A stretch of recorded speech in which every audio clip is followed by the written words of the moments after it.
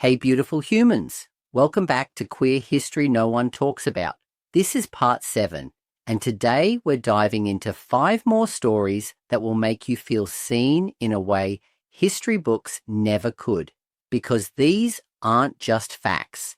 They're proof that the ways we love, live, and lead have always been here, through queens who ruled without men, warriors who loved each other, couples who built lives together against the rules, and activists who stood up when it wasn't safe.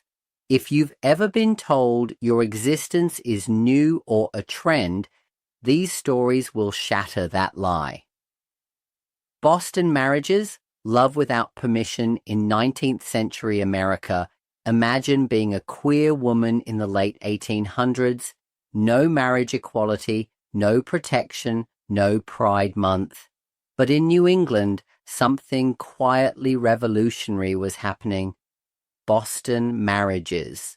2 women, often educated and financially independent, would move in together, build a home, and commit their lives to each other.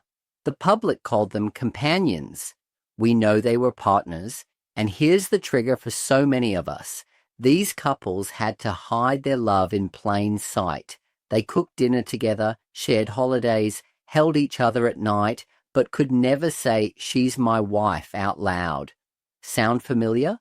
That feeling of loving someone deeply while the world pretends you're just friends? Yeah, it's not new, and they lived it with courage we still benefit from today. The Rain Queen Moji, queer royalty, who controlled the weather for over 200 years. The Balobedu people of South Africa have had a royal line unlike any other, the Rain Queens, women rulers believed to summon rain, ensure harvests, and protect their people. And here's what history often erases: Rain Queens traditionally took only women lovers. They refused husbands, lived free from male control, and ruled with spiritual authority. For queer women and sapphic folks today, imagine what it would feel like to live in a culture where your queerness added to your power instead of taking it away. Where loving another woman made you more respected, not less. That's not a fantasy, that's history. Queer rights in Argentina. Before the world was ready, Argentina is often praised for its recent LGBTQ+ rights, but our history there goes back much further. In the 1920s and 30s, Buenos Aires had queer cabarets, gender non-conforming performers, and underground activist networks. Police raids were common.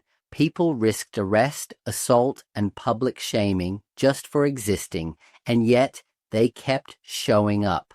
Queer Argentinians carved out space for joy, music, and dance, even in the face of state violence.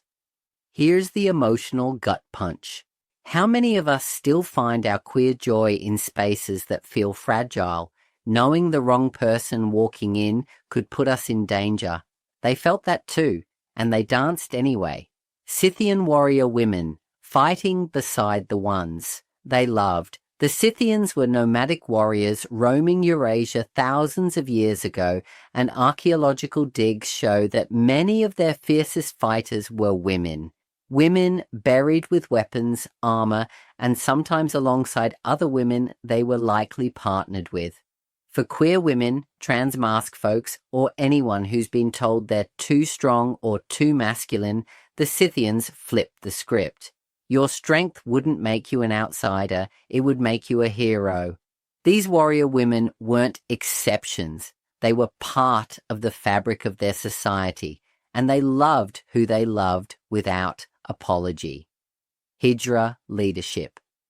From sacred to political power, the Hijra community of South Asia has existed for thousands of years, often recognized as a sacred third gender. But in modern times, they've also stepped into political leadership. Hijra candidates have run for and won public office. They've led campaigns for healthcare, housing, and legal rights. This isn't new visibility. It's ancient leadership adapted for today's fight. Here's why this hits deep. For anyone who's been told to stay quiet about your identity, the Hijra show us that visibility can be strategy, that standing in your truth can be a path to power, not just survival. So, what's the thread that connects Boston marriages, Rain Queens, queer Argentinians, Scythian warriors, and Hijra leaders? It's that our history is full of people who've loved boldly, led powerfully, and refused to shrink, even when the world told them to. You're not a modern invention. You are part of a lineage of lovers who built homes in defiance, of warriors who fought with their partners at their side, of leaders who turned queerness into a crown. Drop a comment and tell me which of these 5 stories spoke to your soul. And remember, every time you live your truth, you're adding to this history. Subscribe, share, keep this legacy alive.